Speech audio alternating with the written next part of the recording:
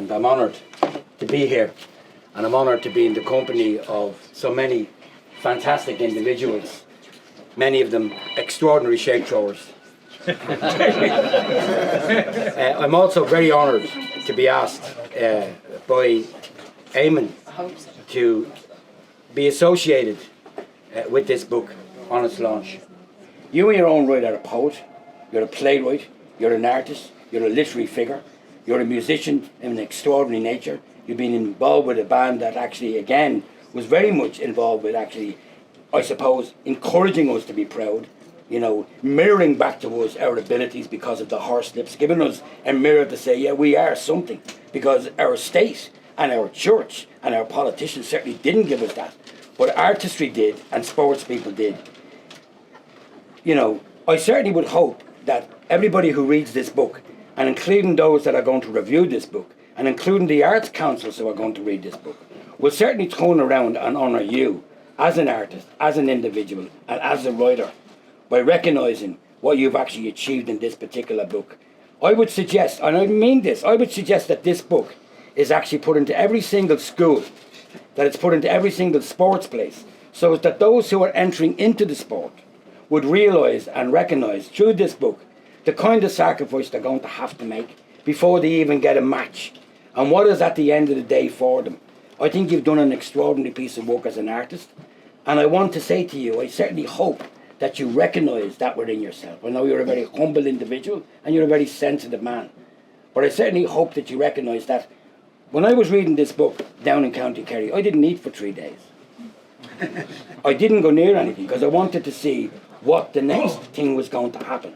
I was riveted by it because it reminded me of so many of people that I knew, people in the institutions that I knew, people who had to go out and fight in the institutions, people who were in Mountjoy Jail who went along with Lugs Brannigan to fight in the stadium, many of the people that I knew who didn't get out.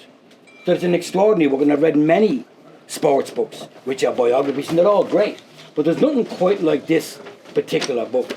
So I certainly hope that you recognise this book as not just a portrait of the boxers, but I certainly hope that you recognise it as a piece of extraordinary literature.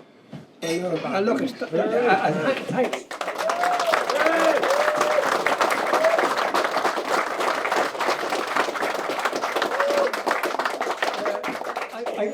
I could let on that I was just writing the book, but you know, a boxing book and telling a few yarns and all that. But actually, to be honest, you know, I sort of had an idea of what I was doing and what I wanted to do, and there is a bigger picture, and I think there's a deeper picture that I was trying to scrape away at, and not necessarily my own story. That came thanks to the editorial team, but their encouragement. But you know, there's something heroic and something epic and something tragic, and there was that stuff that I read in the Greeks when I was in school, and this was bigger. It was bigger than ole ole and all that sort of stuff. So I tried to get down there and scratch around at it and see what I could find, and see what I could understand. A lot of it was trying to figure it out actually as well, to be honest.